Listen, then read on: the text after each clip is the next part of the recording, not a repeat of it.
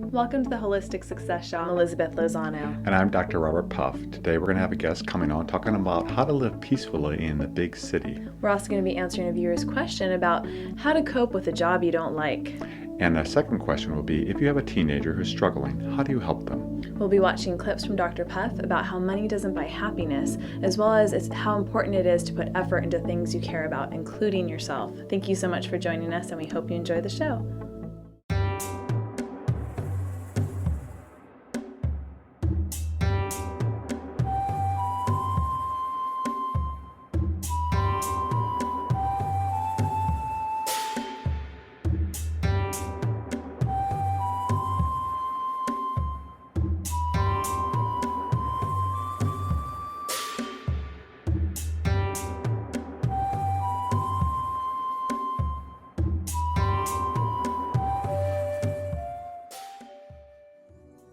Many people around the world believe that if they strike it rich, if they win that money, that lotto, if they earn that prize that they're going for, if they earn all that money, all will be well, that their life is just going to blossom. I hear it so often, it's almost shocking to me because it's so untrue.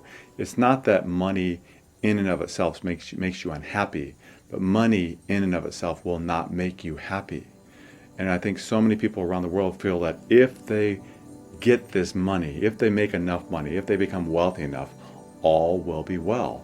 And really, it just is not true. And let me give you some examples to support that.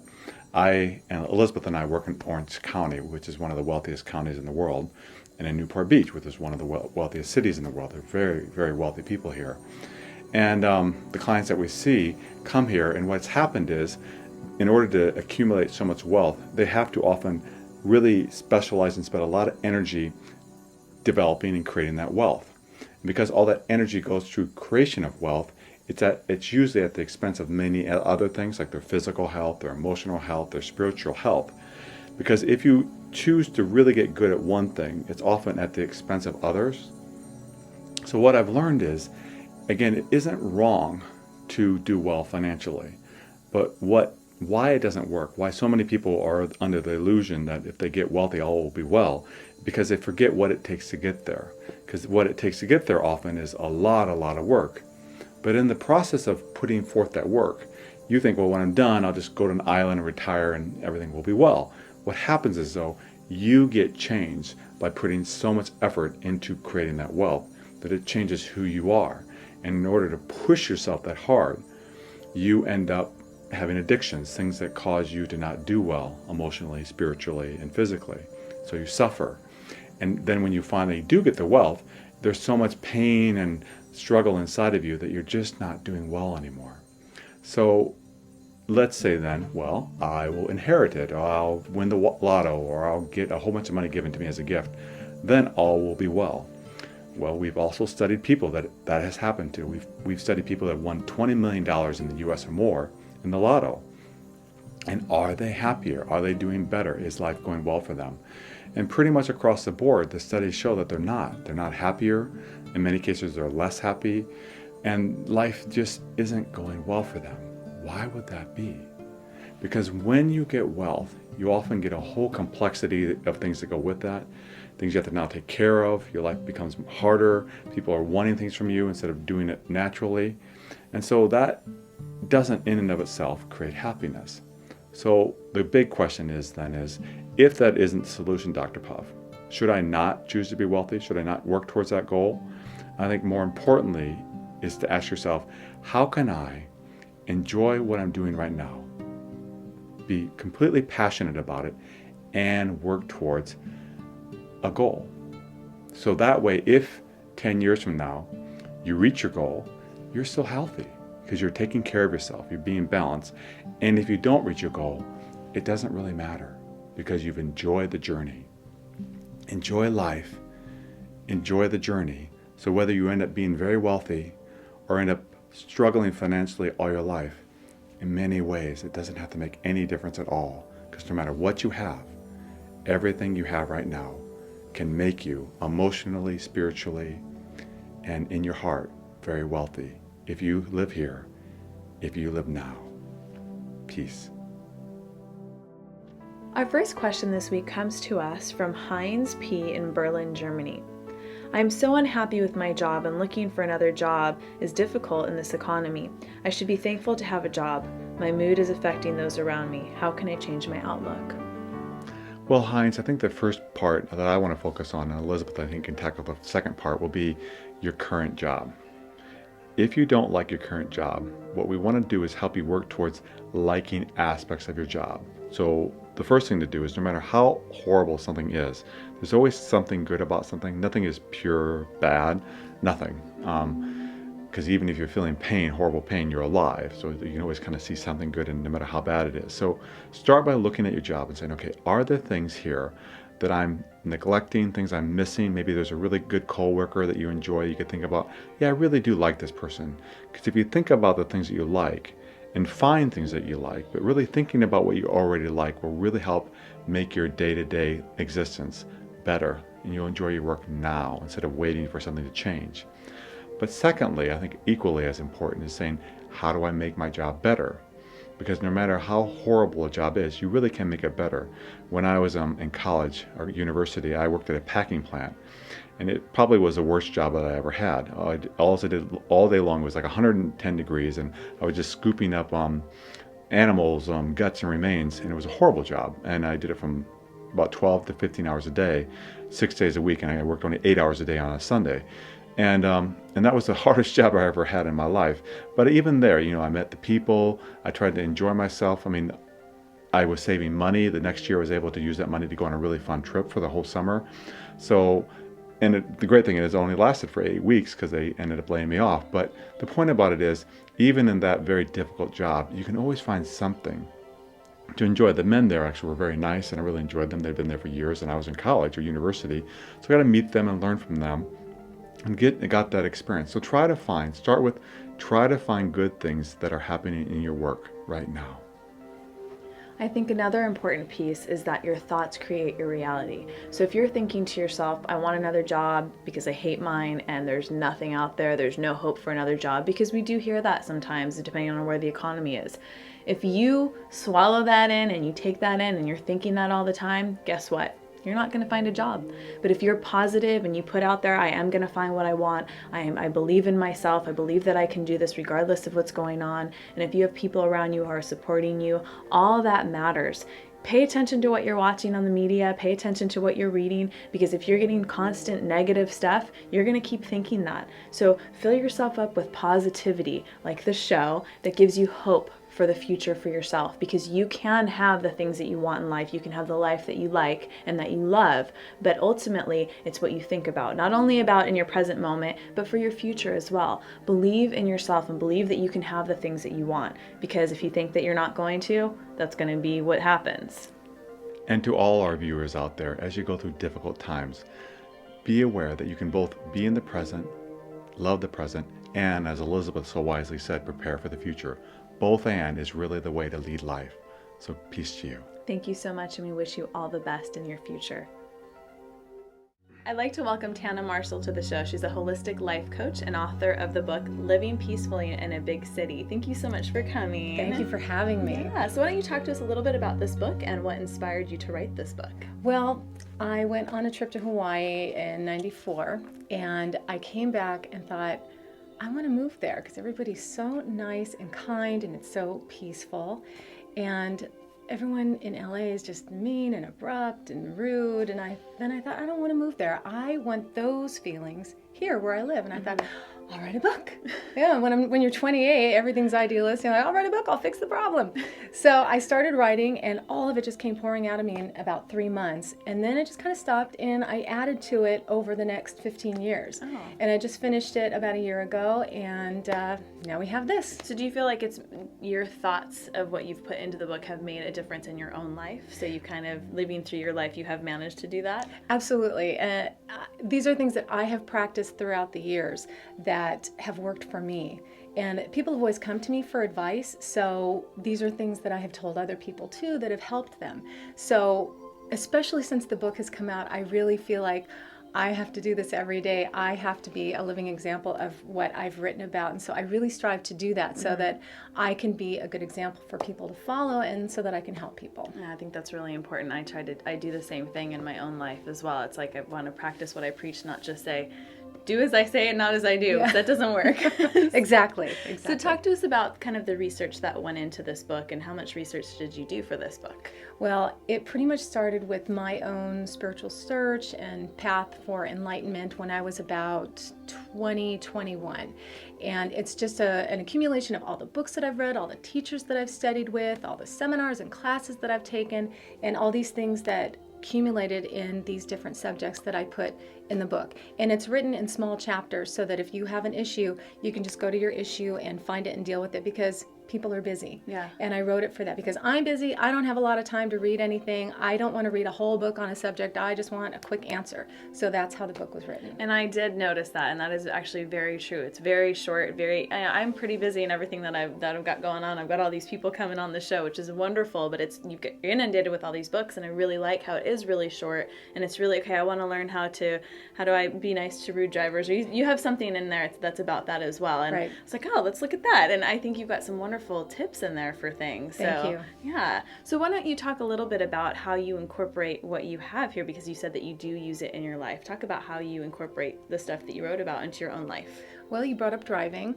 so I'm pretty good on the road. I really don't have a lot of problems with other drivers. I do this bubble technique where I put white light around myself and I send out love to everyone around me. And if I start to get into that, this person is tailgating me or this person cut me off, I just take a deep breath and I start to bless everyone around me. And I really feel the energy shifting, and I think these people must be feeling it on a certain level. And I have so many people that will let me into their lanes and make my driving experience a lot easier when I have a better attitude. So that's a good example of the basic attitude to making your life a lot easier, is whatever you're sending out, you're going to get back from other people. Yeah, and I think that is so true. I have some friends, and you know who you are, that driving in the car with them, I mean, just like yelling at other people, and I'm in the car going like, oh my gosh, like, why do you have to get so angry? It's not that big of a deal. Yeah. But then their whole day is all messed up because somebody didn't let them over into their lane, or there was traffic or whatever. And I think that, how is that supposed to ruin your whole day? How do you let that ruin your whole day? And I think it's totally, you have to shift your mind. And I even listen, and you probably do this too, but listen to relaxing music in the car. I have like Kuan Yin. Dr. Puff had given me a beautiful CD, Kuan Yin, and it's just so relaxing. And I just, after a long day, when I know it would be so easy to get so stressful, I put that on, and who cares if there's traffic? But normally on those days when I say who cares if there's traffic, it's smooth sailing. Exactly. And that's a good point that you made, because I had a very long commute to work every day. And it actually wasn't long. It was just tons of traffic where if there was nobody there, it'd take me 10 minutes to get to work. But usually it was an hour every day. So I utilized that time for 20 years listening to tapes and CDs in the car. You know, Louise Hay and Joel Osteen and Wayne Dyer and Marianne Williamson, just everybody I could get my hands on. I just couldn't get enough of all of that. So I utilized that time to work and from work. So 2 hours a day I was listening to all that great stuff. So instead of decreasing your growth capacity and your spirituality, you're actually growing as a person while you're driving, even in traffic. Yeah, exactly. You can utilize that kind of downtime, and if you utilize it in a constructive way, you can do great things. So what would you say is the main message that you're trying to convey in your book? That people can live peacefully. It's a choice. It's a choice that you make every day. It is definitely possible no matter where you live. I live in Los Angeles, and originally I was gearing this book towards people in Los Angeles, but it's for anybody anywhere. There are big cities, there are little cities, people dealing with the same issues, and it's up to you. It's whatever you decide to embody. Whatever you decide to exude and put out is what you're going to get back. So you can definitely live a peaceful life no matter where you live. And I just have the reminder in there to be kind to each other, because we forget sometimes. People that we meet, strangers on the street, and also our families. Sometimes we're not so kind to the people who are Yeah. closest to us, because we can take out our frustrations on them because it's comfortable and it's easy and we feel safe. But we need to remember to be kind to everybody. Yeah, and we talk about that a lot on the show, about meditation and finding ways to kind of calm yourself when you're angry. And I often even encourage couples, before you have some of those serious talks or you're real angry about something, go for a walk. Let out some of that energy before you go and attack that person. Yeah. Because also, I mean, if you've had a stressed out week, sometimes that conversation or that frustration is like powered by all of that stuff that you've been upset about from the week, and you're just on your partner. Exactly. That's the best way to go about things. Yeah, and one of the things I like to tell people is to imagine a plug in the back of their head, and just unplug it once or twice a day, and imagine all the stuff just coming out, all the negative stuff, everything from your day, and then plug it back up, and then fill it up with good stuff. So that's a good thing to do if you're going to have some kind of encounter with somebody. But anything you can do to just find time to calm down and breathe and be quiet, you'll find things kind of melting away a little bit.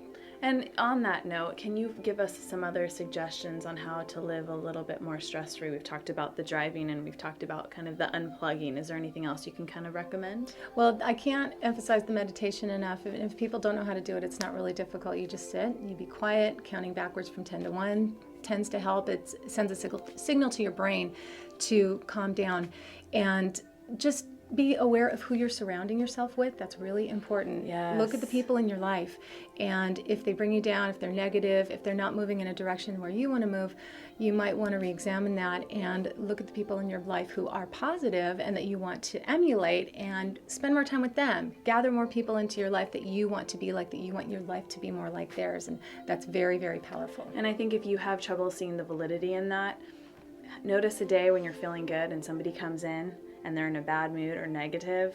Look at how that affects you. And vice versa, if you're in a bad mood, you're feeling sad, and somebody comes in who's positive and loving and just nurturing and actually cares, what does that do? It shifts you. So I think that's very, very important. That is so important, because we are surrounded sometimes by negative people, and it's hard to make those changes, but it's toxic, and those people are just great toxicity in your life.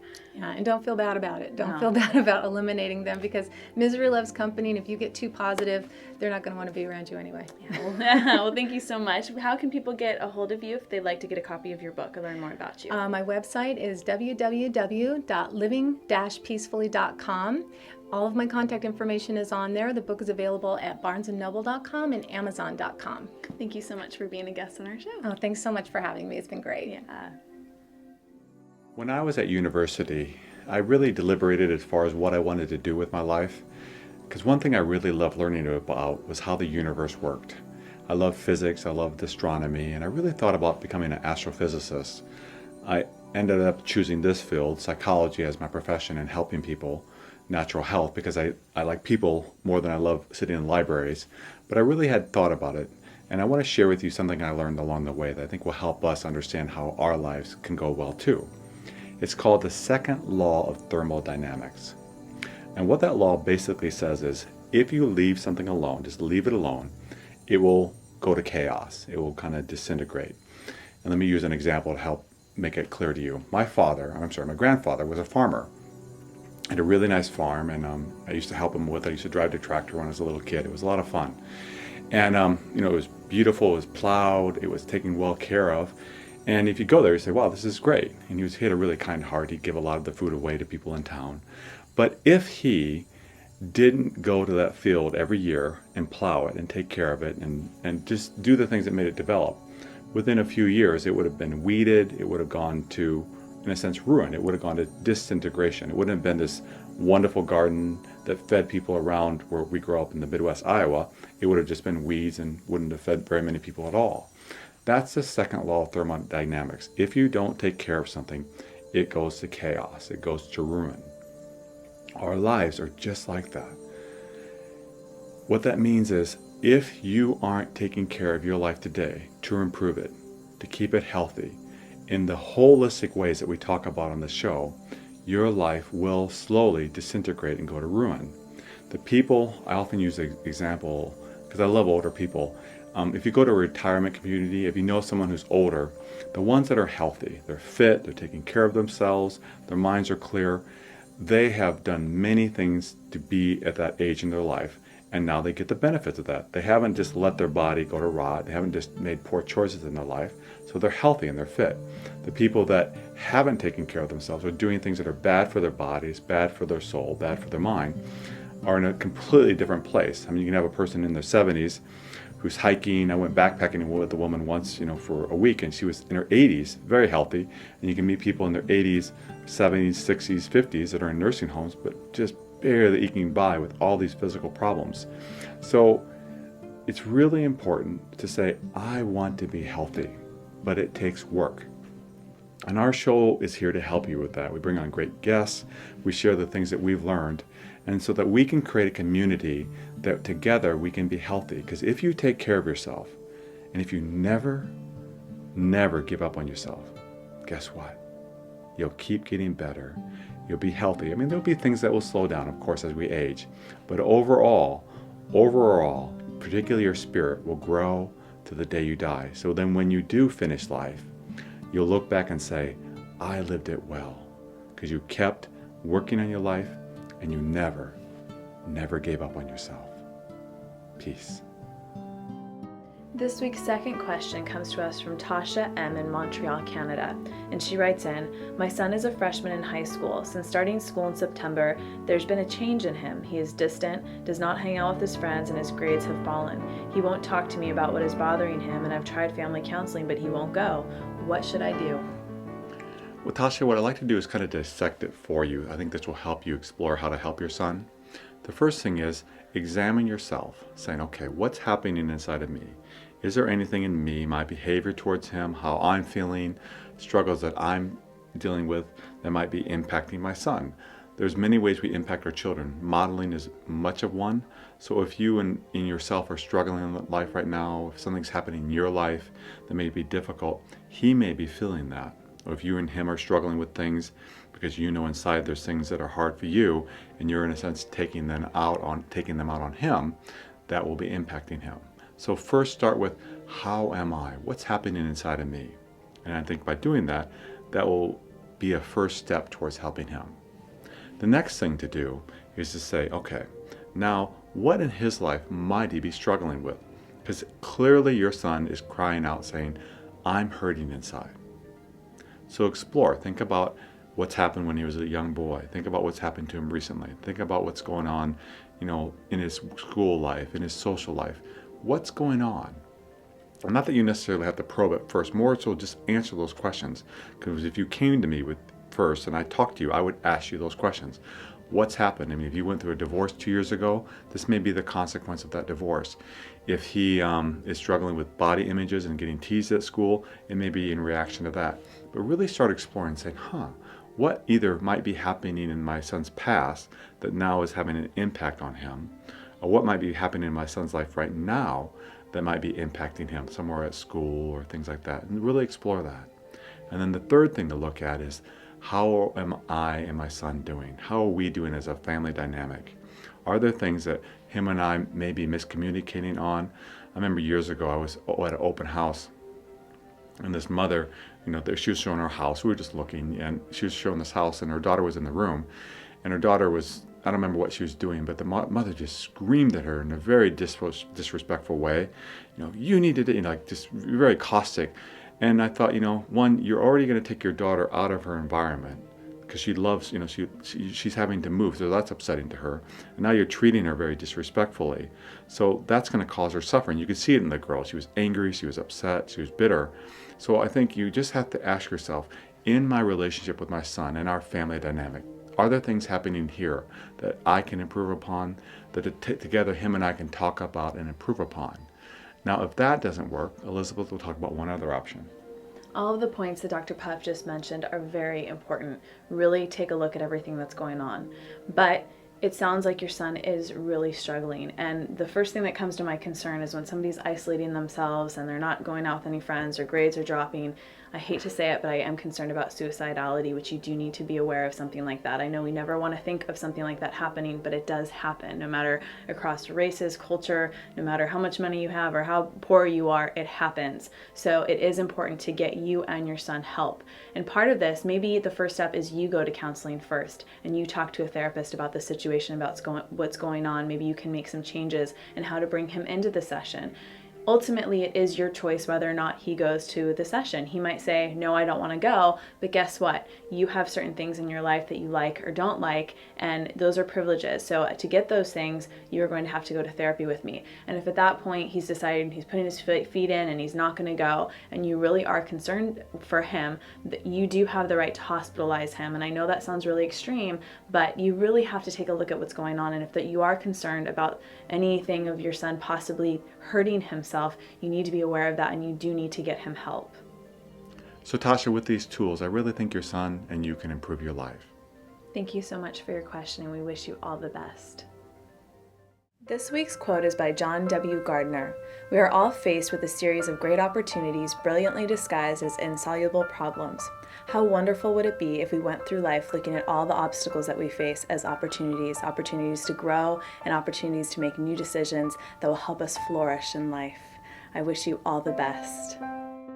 Thank you so much for joining us on another episode of the Holistic Success Show. If you haven't done so already, please subscribe to our website and you'll get emails about all the upcoming things that we're doing, as well as the next show that we've got coming up. And if you haven't been to our bookstore, please visit, because there's a lot of books there to help you improve your life. Thank you so much for joining us, and we hope you have a wonderful week.